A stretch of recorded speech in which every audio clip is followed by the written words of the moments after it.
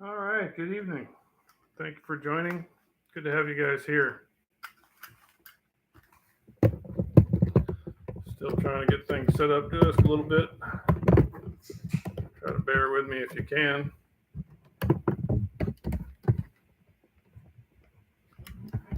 All right. That's better.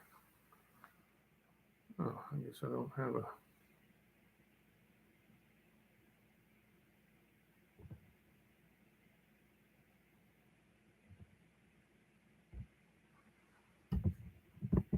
That's better. All right, I'm Dr. Frank Cadle with the Get Fit and Be Lean program. And this week I've been talking about ending daylight savings time. And the reason that we want to do this is because of the research that demonstrates all of the detrimental effects of daylight savings time. And they're pretty extensive. And they start with myocardial infarctions. They are more common than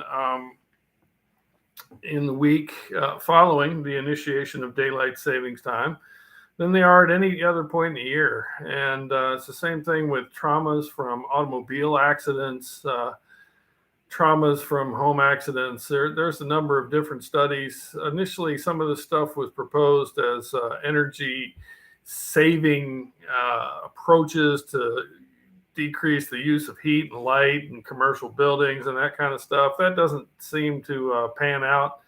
And I have tweeted out several research papers over the last few days demonstrating all of this stuff. And so why am I talking about this in the Get Fit and Be Lean program? Because it turns out that sleep is a vital component of weight control. And in fact, I'm going to talk about this all this week: sleep hygiene, how to effectively maintain good restful sleep throughout the week.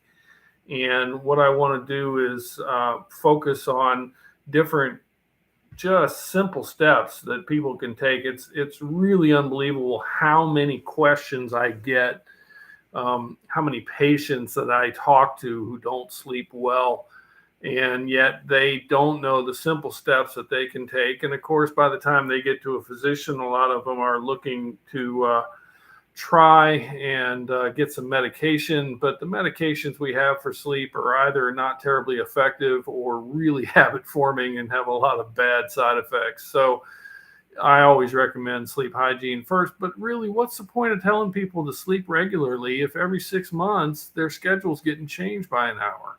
And this is one of those situations in which the government is really working at odds with physicians on the front lines, trying to get people to practice healthy habits and to do things the right way so that they can sleep a regular amount with restful sleep. And it turns out that if you pursue these sleep hygiene techniques, and I'm going to talk about all this week, even with no intervention from the caloric standpoint, you don't look at their diet, you don't talk about their diet, you don't deal with exercise, people lose weight. And so it's really important to focus on this is a component of their lives that people can change. But they can't change daylight saving time unless they vote. And, it's the weekend before the election. They're still going to be having rallies and stuff. If you are around any of your hoping to be elected or elected representatives, please reach out to those people and let them know that we've had enough of daylight saving, of changing the clock every 6 hours. It's ridiculous. It makes no sense. And we need to stop it. And if we can, maybe we can do a better job of getting people to adopt sleep hygiene.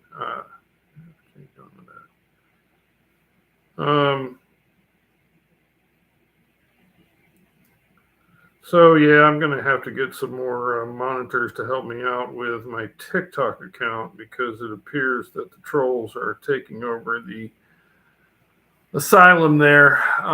But I do want to just try to keep up with my regular lives. The fact is that I'm tired. I'm really tired, and I'm probably going to be tired all week. And I don't think I'm the only one. And if you look at the memes and the things online, and our pets are impacted. They're hungry at different times, and they're getting up and wanting to go out in the middle of the night. And so I really want to try and carry a message and get everybody to carry a message to their elected officials.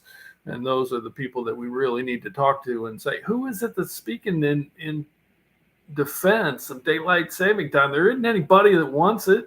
It's a dumb idea. So let's get rid of it. All right. So that's kind of a weird thing. I don't know how you could do that because you're on a computer and I'm here in a totally different place. So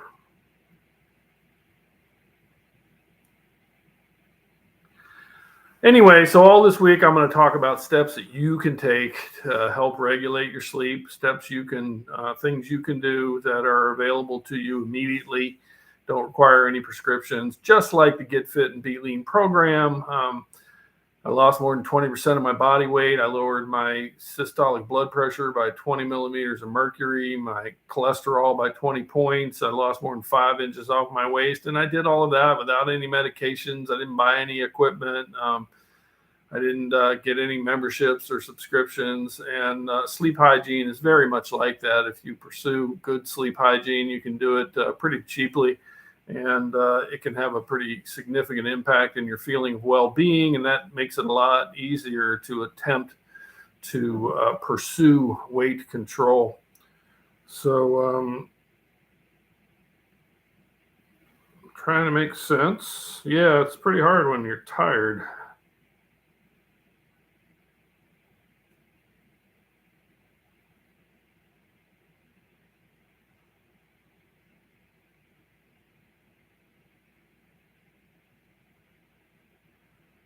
All right. So if you guys have any questions about the Get Fit and Be Lean program, I'm going to be starting next week with my regular calisthenic broadcasts of videos that cover the calisthenics and the diet, the things that I eat every day, and how that translates into weight control and fitness.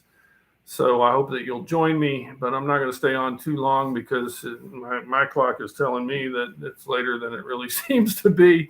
And so I'm going to sign off early this week and go to bed early. But thank you very much for joining.